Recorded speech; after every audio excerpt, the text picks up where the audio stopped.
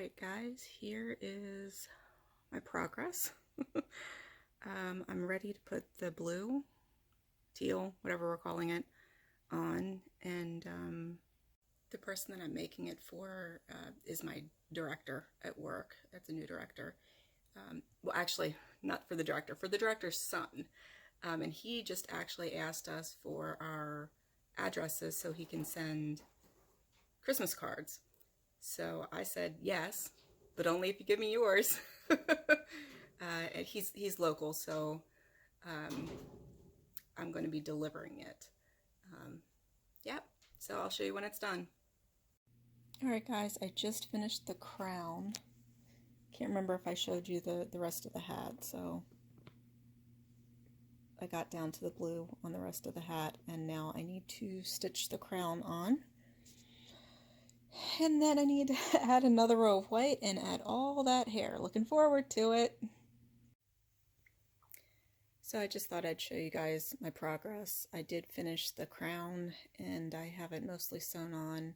Basically I'm going back over so I can get my yarn, I don't know if you can see me pulling it up there, back down to the bottom so I can weave easier there because I gave myself, Lord, plenty to sew this on.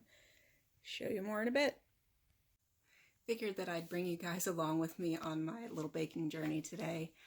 I think I showed you the Elsa hat earlier, but while I'm out delivering that, it's not done yet, but what I'm about to make needs to be chilled.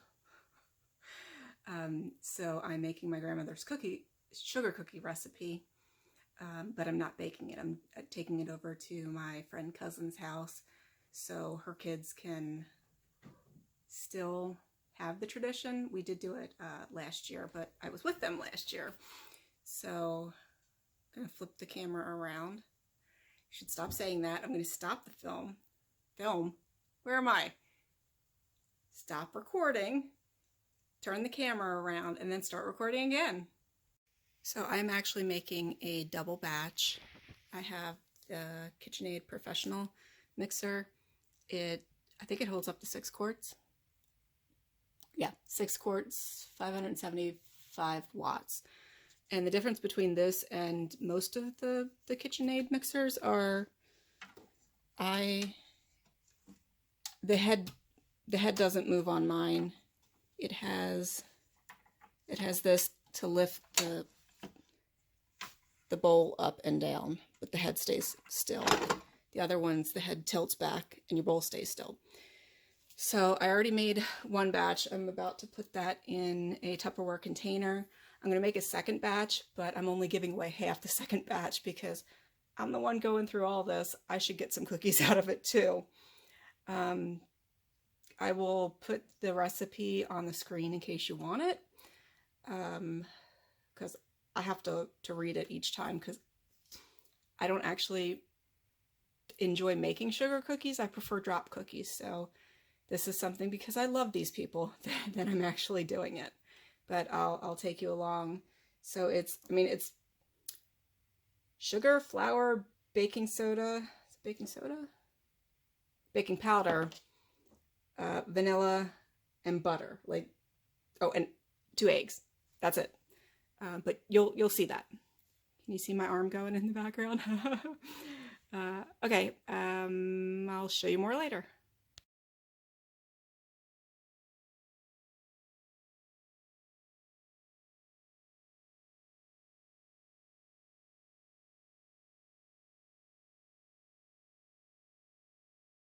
Okay, so in the bowl we have a stick and a half of butter, 2 large eggs, an unmeasured amount of vanilla extract, and a cup of sugar.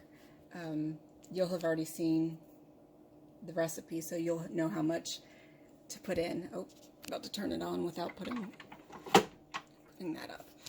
And beat that until it's fluffy.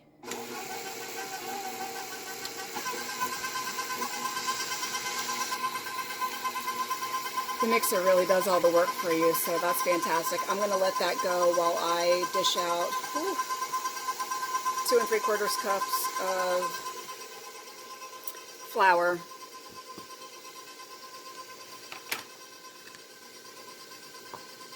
I use a half cup. So that means I need 5. And I kind of just do like that,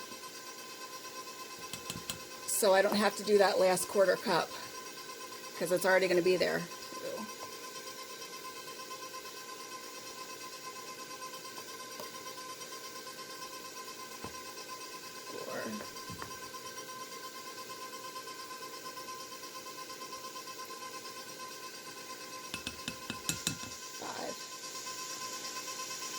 And we do not need your help, Minnie. To that, I need to add some baking powder. It is 1 teaspoon.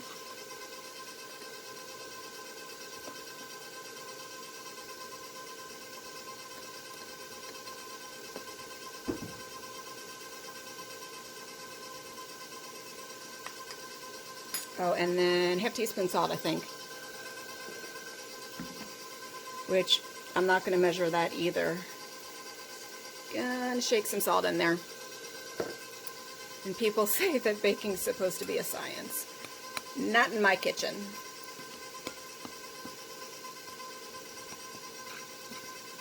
Give that a good stir. I'm going to take that half cup measuring, come back to check on, turn that up just a smidge.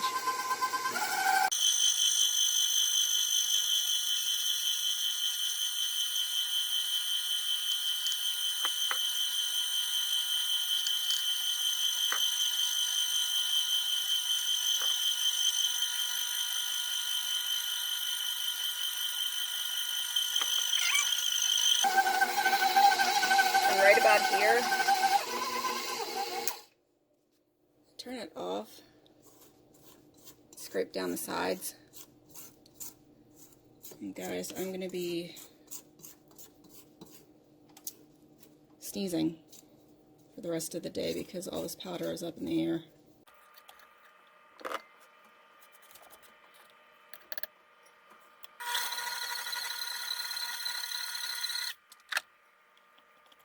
Really does come together, like the dough comes together quite easy.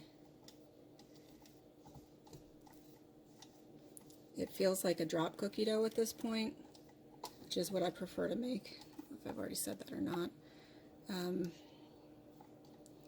But you have to chill it, and then you're able to roll it out. So, let me show you what the nieces are getting, and then I'll show you what I'm keeping for myself. So excuse me if one of the kitty cats is crying in the background. This container is going to my cousin's house, and this is what I'm keeping for myself. Ooh, gotta sneeze.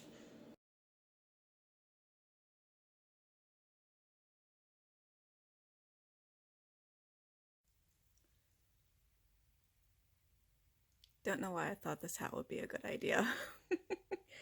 This hair is a challenge. It's 50 inches long, so doubled over. So it's 25 inches that we're working with here. Seems a bit excessive. I might go shorter in the back, and I think, you know, since I'm halfway, I need a little bit more on the right hand side. But I think I'm going to do every other stitch because it's a pain in the butt, but it also saves a little, and I'm afraid, like, this is for a 2.5-year-old, I'm afraid the hat's going to get a little too heavy. So it's done, guys. Do I make a pretty Elsa?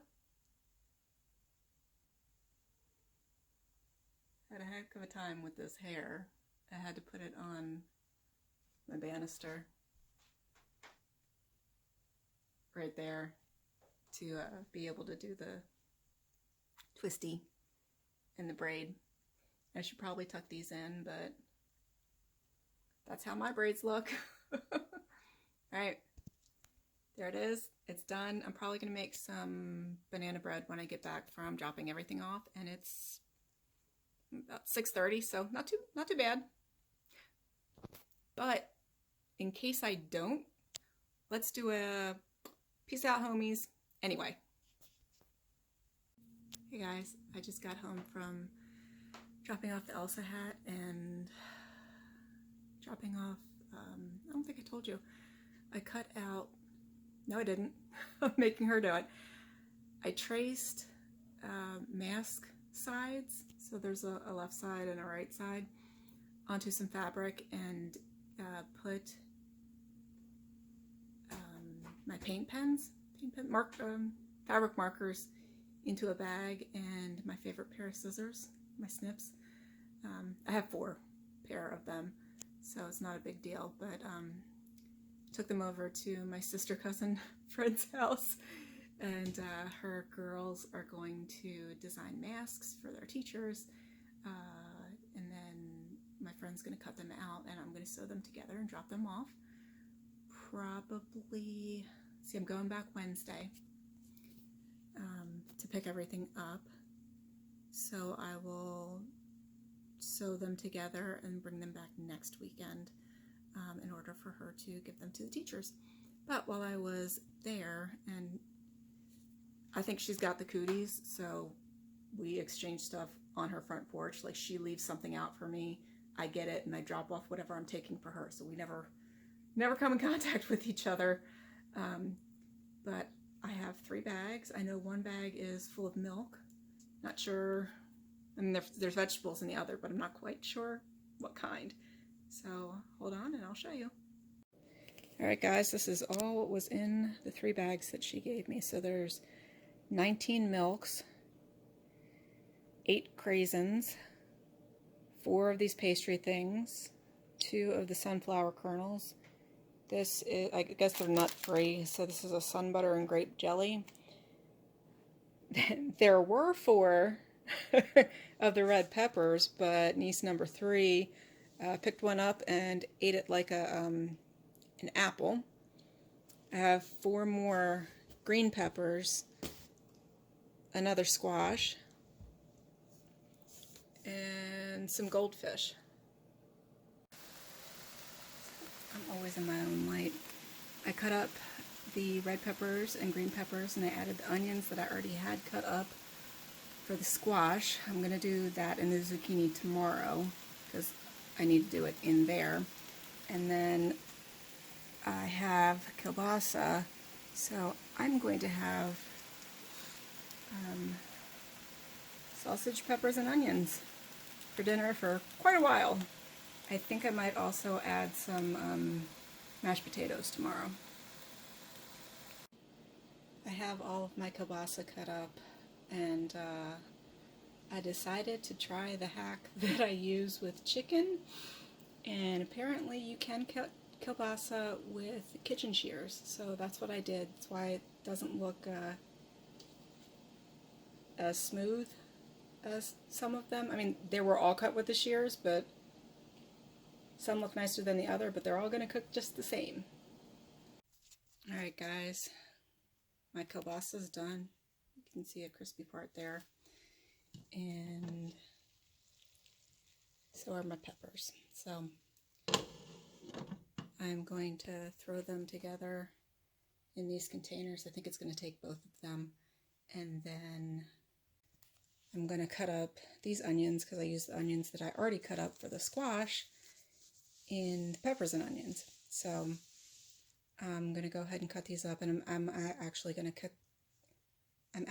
cook the squash and zucchini tonight, so I don't have to clean that pan and then use it again.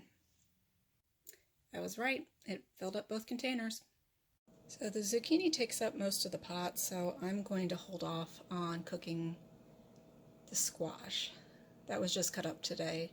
The zucchini was cut up 2 days ago, so I really need to cook that. And instead of the bacon grease that I usually use, I'm going to cook the onions in the kielbasa grease. Here's our zucchini dish. Not sure, I mean, I haven't tried it yet. I'm about to have this and some of the peppers and kielbasa for a very late dinner. I did add the cheese, but Not quite sure how that's going to turn out. It's going to taste good, but a lot more liquid in this than the squash. So anyway, now it's time for a real peace out, homies. So peace.